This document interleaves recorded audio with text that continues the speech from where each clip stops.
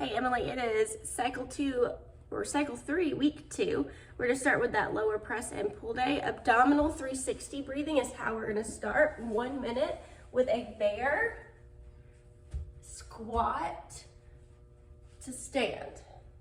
So how that breath is gonna work, you're gonna breathe in as you're getting to this position, drop to the bottom of that squat, and then exhale as you press through the floor. So 1 minute through that into your standard warm up for this week. What I changed in the strength portion this week is I went up on weight on a couple of movements. Let me know how that feels. That is our goal. We're doing more of a strength going up in weight this time instead of reps. But what I did change with the single leg glute bridge is a stagger. So instead of single or double, we're gonna stagger. So I'm gonna work my right leg because it's closest to me. I'm gonna press through that right leg, use this one for stability where I need it only as I do that same movement that I was doing last week, but with that kickstand leg to help me out.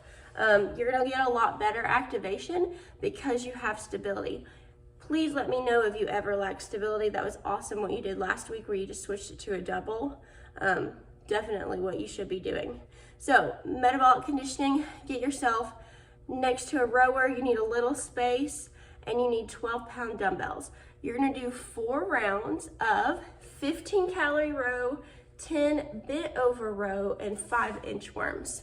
On your rowing machine, I want your resistance to be somewhere between a 5 and a 7, pretty moderate resistance. You're going to activate your lats, so we're not here, we're here. Press through the floor, unhinge the hips, and pull our arms. Then we release our arms, hinge, and bend the knee. So,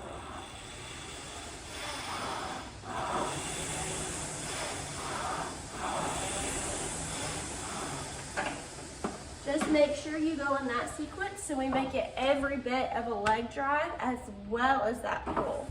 When you have your dumbbells, you're gonna hinge, slight bend in the knee, pull the heads to your hips, and I'm squeezing my shoulders together at the top before I lower back down. I shouldn't do any like bouncing, it should be a control. And then you have 5 inchworms, stand tall, hinge, crawl out to plank, pause, crawl back, press through the floor. That's 1, you're doing 5. Say that took me 2.5 minutes, I would rest for 2.5 minutes. If you're running short on time and you can't rest 1-to-1 here today, at least give yourself a minute before you go back. And then that accessory move for today is 2 sets of 10 kneeling glute pulses. So I don't want to be all the way at the top, and I don't want to hit the bottom ever. I want to be somewhere in between. The wider the range of motion you can go, the more glute work it's going to be. When you're lifting up, make sure to squeeze the glutes. So 1, 2, 3.